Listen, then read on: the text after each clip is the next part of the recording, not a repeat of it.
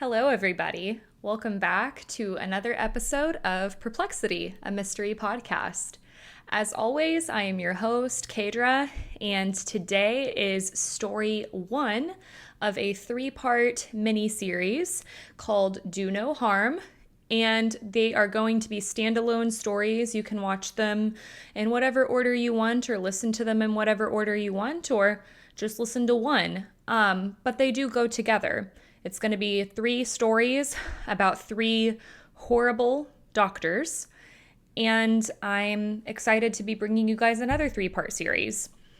Today, we are going to be talking about Linda Hazzard, and her name should come with a hazard warning, for sure.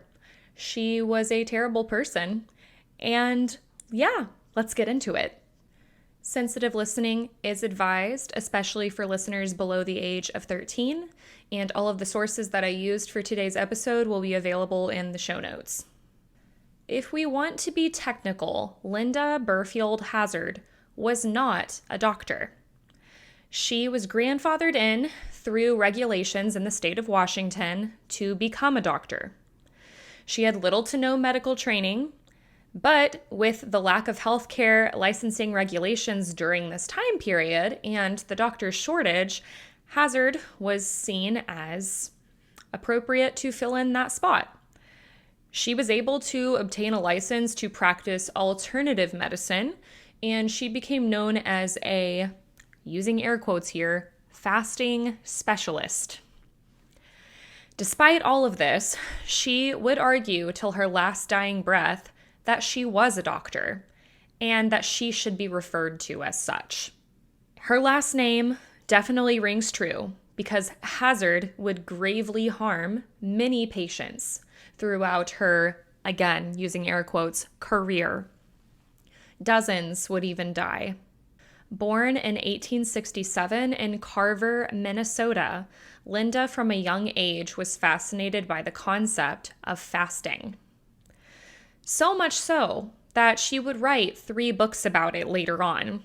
She called these books Fasting for the Cure of Disease, Scientific Fasting, The Ancient and Modern Key to Health, and Diet in Disease and Systemic Cleansing. Also, before we go any further, I do want to say trigger warning for anybody dealing with body dysmorphia or any type of eating disorder. This may trigger you. Linda, you see, had very backwards beliefs. She believed that all illnesses, every single one, could be attributed to overeating. Meaning that if you had dementia or ALS, multiple sclerosis, cancer, Parkinson's, this all had to do with eating too much. I know. And she studied under a doctor named Edward Hooker Dewey, who was also a believer of fasting. Shock. And Edward Hooker Dewey invented the no breakfast plan, which is exactly what it sounds like. You would have lunch and dinner and eliminate breakfast. Just 2 meals a day. And Dewey also believed that abstaining from food could cure mental illnesses and even insanity. So here we have Dewey's protege, Linda Hazzard, and Linda would later become known for newer, stricter, and more rigorous fasting protocols.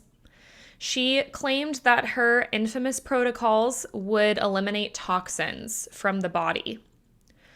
She set up shop with her husband, Sam, in 1906 in Olalla, Washington. A sanitarium she would call Wilderness Heights, and this would be just after Sam was released from prison. So Sam actually married Linda before he had gotten divorced from his previous wife, resulting in a bigamy charge and a 2-year prison sentence. Sam was also an alcoholic. He was known as a swindler as well by those who knew him. And at one point earlier in his life, he had a promising career. He had graduated from West Point, but all of this fell apart when he was caught misappropriating Army funds. At Wilderness Heights, Hazzard would keep patients under inpatient care for any number of days, weeks, or even months. And what went on there still remains a mystery. But we do have some idea based on careful records kept by one of the patients, who we will talk about in just a little bit.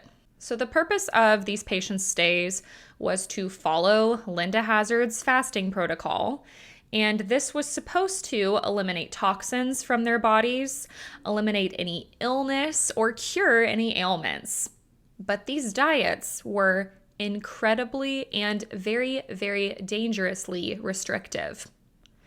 Basically, the diet was this insane juice cleanse: tomato juice, asparagus juice, which sounds absolutely disgusting to me, and occasionally orange juice.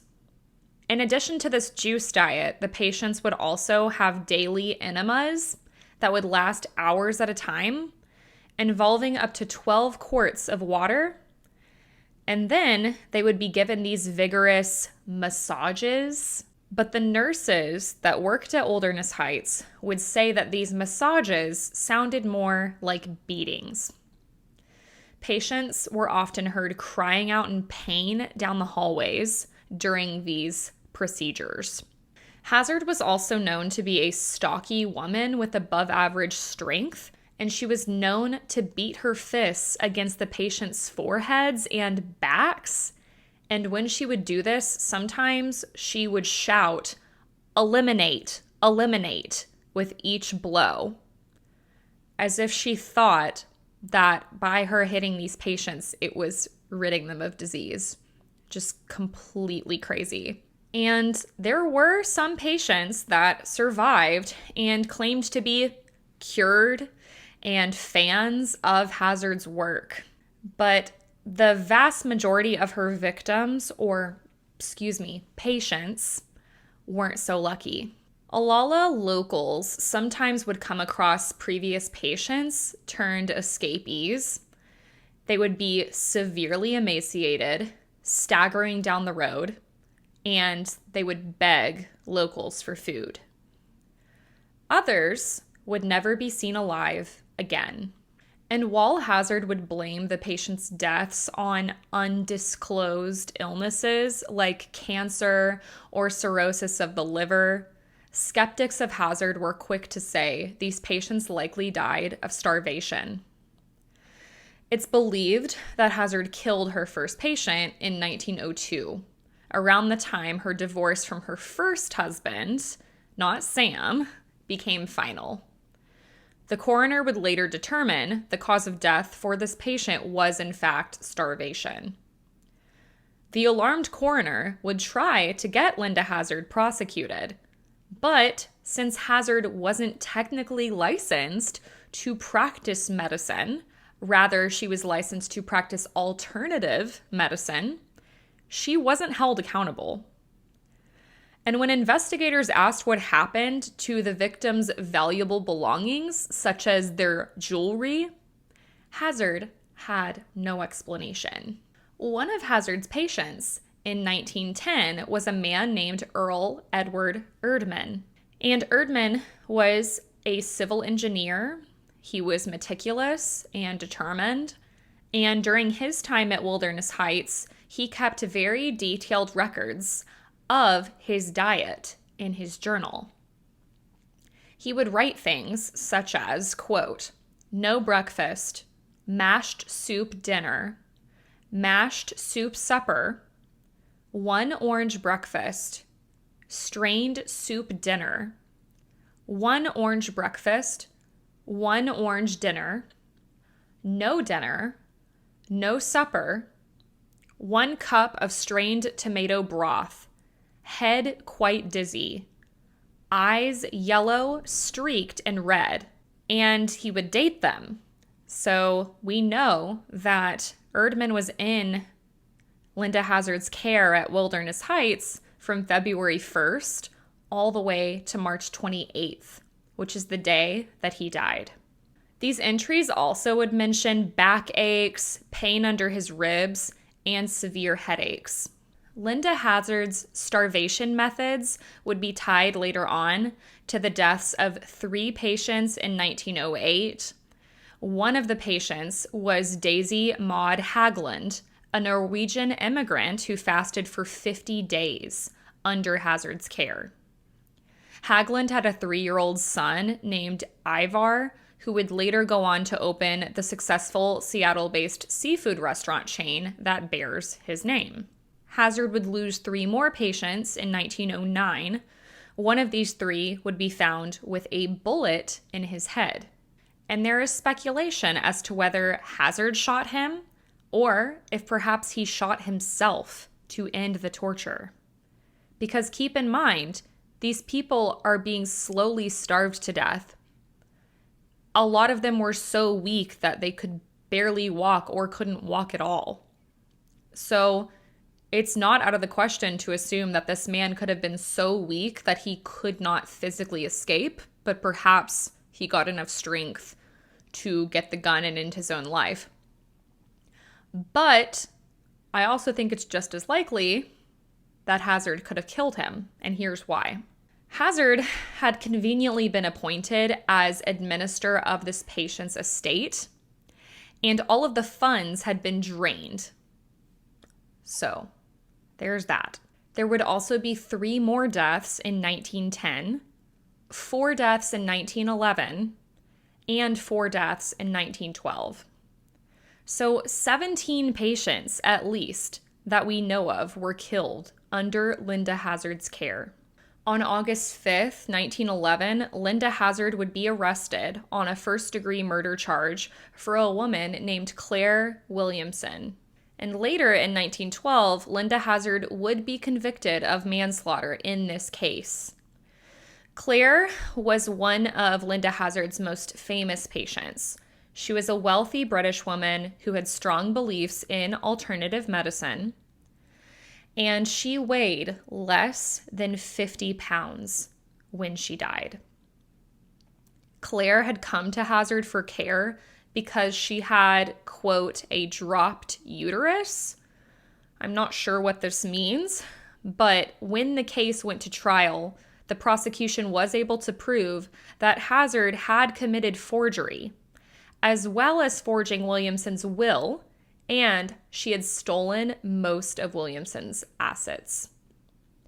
Claire's sister, Dorothea, was also under Hazzard's care, and she was on the verge of death when all of this happened.